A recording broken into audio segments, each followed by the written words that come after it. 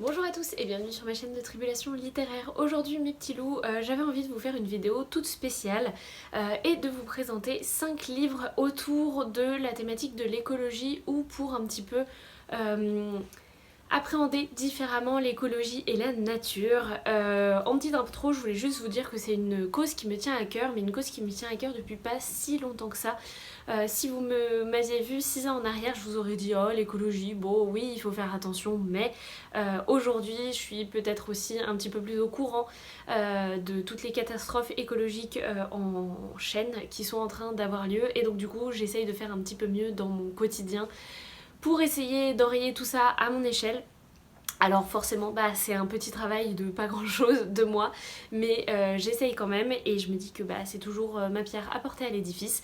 Et donc c'est pour ça que c'est une cause qui me tient vraiment à cœur et que j'avais envie de vous partager avec vous un certain nombre de lectures, parmi lesquelles je n'ai pas choisi des lectures spécialement enfin pas trop angoissante et surtout pas trop culpabilisante.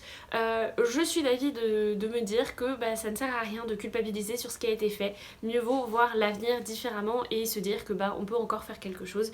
Et c'est beaucoup plus motivant, et moi-même j'ai du mal avec les livres sur l'écologie, sur la thématique de la nature et de la défense de la nature, quand c'est du post-apocalyptique où on est vraiment genre les hommes sont des horreurs, etc. On n'arrivera jamais à rien avec eux, etc.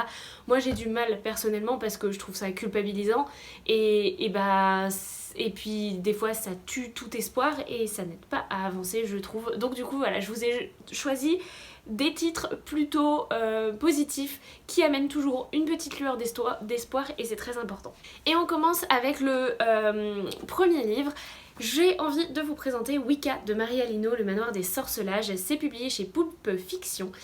Et si j'ai envie de vous présenter ce titre aujourd'hui, ce n'est pas tant parce que on n'a pas vraiment des personnages qui vont se battre pour l'écologie de manière politique ou de toute autre manière, mais on va avoir des personnages qui sont très proches de la nature, qui vont tirer leur pouvoir des pierres, des plantes, de la lumière, du soleil, de la lune, éventuellement des animaux.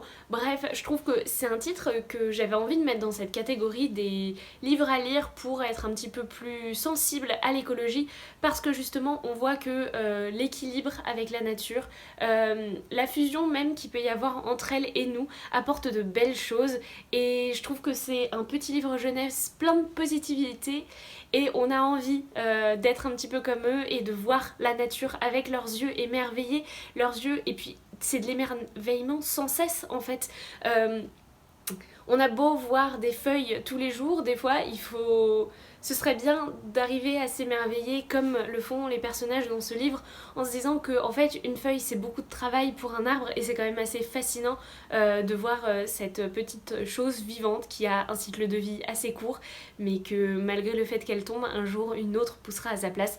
Faudrait qu'on s'émerveille un petit peu plus de toutes ces choses là tous les jours, et je trouve que ce petit roman jeunesse nous y aide pas mal. Donc vraiment, si vous avez envie d'émerveillement et de redécouvrir la nature sous un nouveau jour, je vous recommande 1000 fois Wicca. Après par contre, on va bien sûr aller dans le cœur du sujet et sur des thématiques un petit peu plus fortes, et le premier roman que j'ai envie de vous présenter dans celle-ci, c'est Sirius de Stéphane Servan, publié chez le Rouergue. Ici on va suivre dans un monde un petit peu post-apocalyptique par contre, une jeune fille et son petit frère qui vont essayer de rejoindre Sirius. Et c'est particulier, mais c'est Stéphane Servan, donc je trouve ça particulièrement normal. Honnêtement, c'est un récit absolument magnifique, puisqu'on va avoir une quête de ces deux jeunes personnages qui vont quand même traverser toute une nature dévastée, mais aussi une nature qui renaît. Et c'est ce que j'ai trouvé hyper important dans le livre de Stéphane Servan. Souvent en post-apocalyptique, on va avoir toute une partie vraiment extrêmement difficile où toute nature a déserté le monde, où la nature est devenue grise, elle est devenue sans saveur, et du coup les hommes ont du mal forcément à y survivre. Mais dans ce livre-ci, on va quand même voir une nature qui revit un petit peu sans les hommes, qui va va refaire sa vie, entre guillemets, qui va rejaillir. Et je trouve ça hyper important, c'est cette note d'espoir qui fait que ce roman a été un énorme coup de cœur. Et je trouve que quand on le lit, on ne peut pas rester... on peut pas rester de marbre en fait vis-à-vis de cette histoire parce que Stéphane Servan a su utiliser des choses qui nous arrivent déjà aujourd'hui et qui pourraient encore avoir lieu dans l'avenir. Et du coup il nous pousse à réfléchir à un tas de choses sur notre consommation en termes de nourriture, sur est-ce qu'on a besoin de tout ce qu'on a, de tout ce qu'on possède, parce que c'est un sujet sur lequel d'ailleurs je travaille beaucoup mais qui n'est pas évident, surtout quand on est né dans des générations où la consommation est normale, où la consommation est poussée. Mais du coup, je trouve que ce roman a l'art et la manière de nous faire réfléchir autour de cette thématique et de nous faire remettre en question un petit peu tous les diktats, toutes les choses qu'on a en tête sans vraiment qu'elles viennent de nous. Bref, c'était passionnant, c'était extrêmement bien fait et si vous avez envie de réveiller votre conscience, c'est un sacré coup de poing que ce livre, mais par contre, comme je vous le disais en début de vidéo, il y a une note d'espoir qui est hyper importante et qui est très belle à la fin. Donc je vous en recommande 1000 fois la lecture. Le troisième livre que je voudrais vous présenter dans cette thématique, je ne pouvais pas ne pas faire sans cette autrice. Il s'agit de Et le dessert disparaîtra de Marie Pavlenko, c'est publié chez Flammarion Jeunesse. Ici on est dans un monde vraiment encore plus apocalyptique que Sirius je dirais, puisque l'eau est extrêmement rare, l'oxygène autant, voire plus. On est vraiment dans un monde asphyxié où il n'existe plus d'arbres. Pire, les quelques derniers arbres qui existent dans le monde sont chassés pour être coupés et vendus comme monnaie d'échange pour avoir de l'oxygène et de l'eau.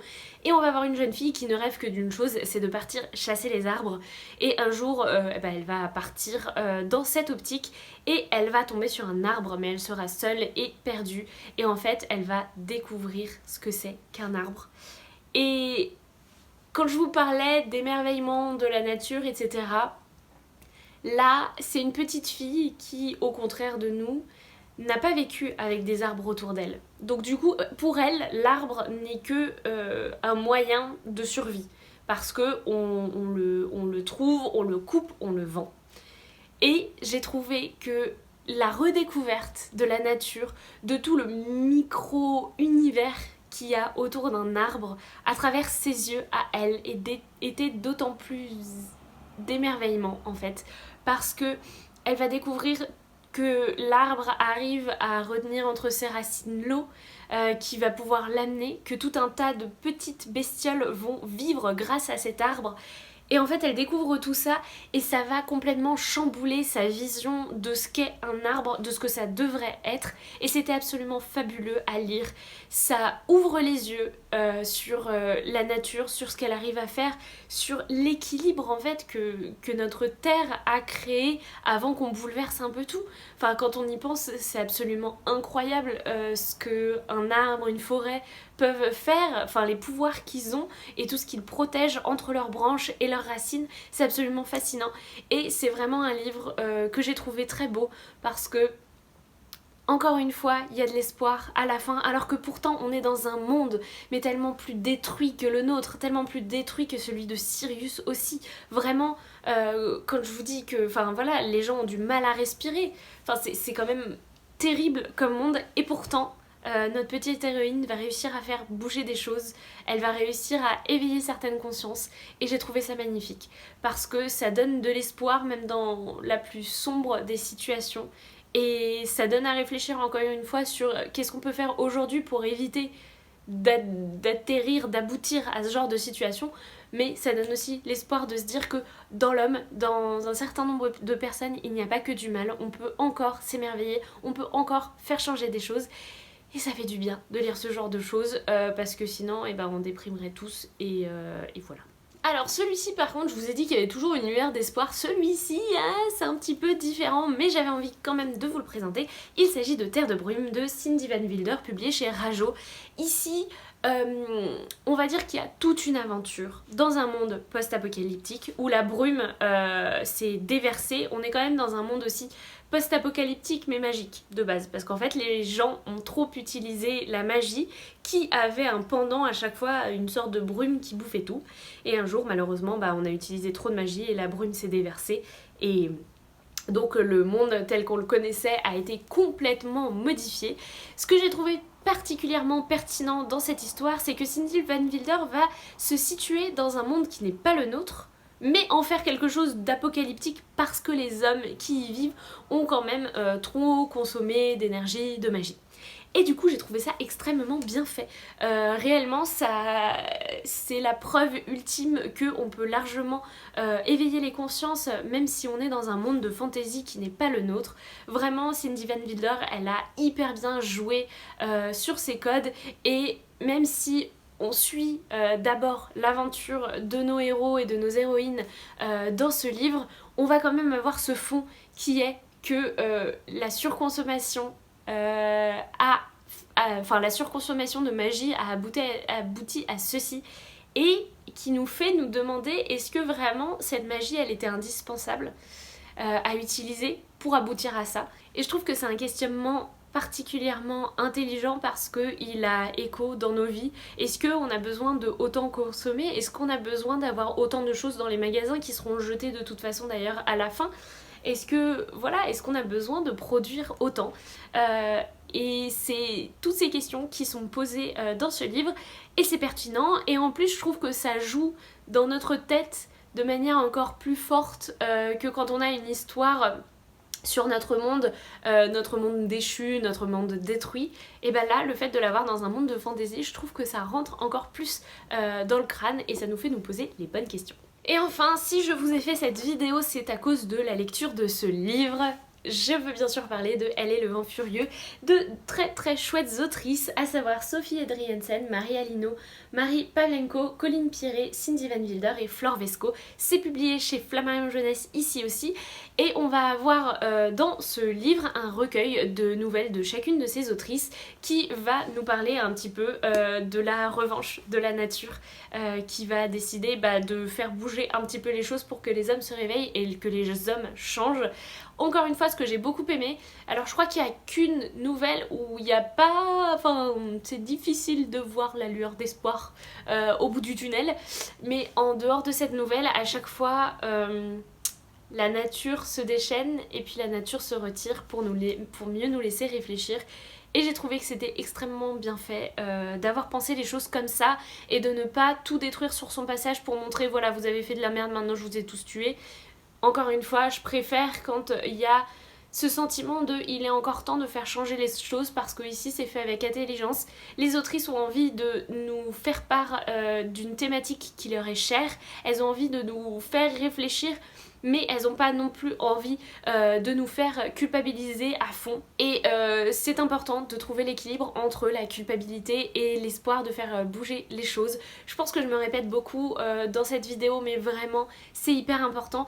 Et ce livre, je pense, peut vraiment réveiller des consciences parce que chaque nouvelle va avoir une certaine sensibilité. Il y a des nouvelles où, par exemple, la nature va détruire des choses et ça va être terrible. On va voir des morts, on va voir des choses vraiment terribles. Et dans d'autres, la nature va apporter une révolution qui est tout autre, très à elle en fait, qui va toucher les hommes, mais d'une toute autre manière. Je peux pas trop vous en dire parce que sinon je vous spoilerai complètement une autre des nouvelles. Mais encore une fois, c'est fait avec beaucoup d'intelligence, beaucoup de bienveillance presque, j'ai l'impression, parce que on sent que ces autrices veulent faire passer un message, mais elles veulent le faire passer bien pour qu'il ait un message qui fonctionne en fait. Et si vous voulez vraiment avoir un éveil de conscience où presque on vous prend par la main et on vous dit voilà il va falloir que tu fasses des choses parce que sinon il pourrait se passer ça, mais il y a encore de l'espoir, tu peux encore faire changer les choses. Si vous voulez avoir ce sentiment d'empowerment où vous pouvez avoir des actions qui auront du sens, lisez ce livre, moi je l'ai trouvé absolument génial. Chacune des nouvelles résonne de manière tout à fait particulière. C'est écrit avec brio, on va avoir des écrits très punchy, on va avoir de la poésie, on va avoir tout un tas de styles et une palette de scénarios différents. Moi j'ai trouvé ça génial et je vous le recommande à 3000%. Voilà mes petits loups, c'est tout pour cette vidéo, j'espère vraiment qu'elle vous aura plu. Surtout n'hésitez pas à piocher piocher dans ces livres, que ce soit pour vous-même, pour un petit peu mieux appréhender la chose, pour vous botter le cul aussi de temps en temps parce qu'il le faut, ou pour éveiller la conscience de quelqu'un que vous sentez voilà, s'intéresser mais pas assez, pas trop à la cause écologique. Et ben je vous recommande chacun de ces livres. N'hésitez pas d'ailleurs si vous avez des questions dessus, sur des âges ou des choses comme ça, si je peux vous conseiller ces livres un petit peu plus en commentaire, je le ferai avec grand plaisir. Sur ce mes petits loups, je pense que je vais m'arrêter là pour cette vidéo. N'hésitez pas à mettre un petit pouce bleu si elle vous a plu et je serai ravie de papoter de toutes ces lectures en commentaire. Et si vous avez des conseils, mais plutôt de ce genre, pas trop apocalyptique parce que moi ça me stresse au bout d'un moment. Mais voilà, si vous avez des conseils de lecture sur la thématique écologique à me faire, je serais ravie de les avoir et de les ajouter à ma wishlist qui fait 6000 pieds de long. Sur ce mes petits loups, je vous laisse, je vous souhaite de faire de belles lectures et je vous dis à très bientôt. Salut les petits loups!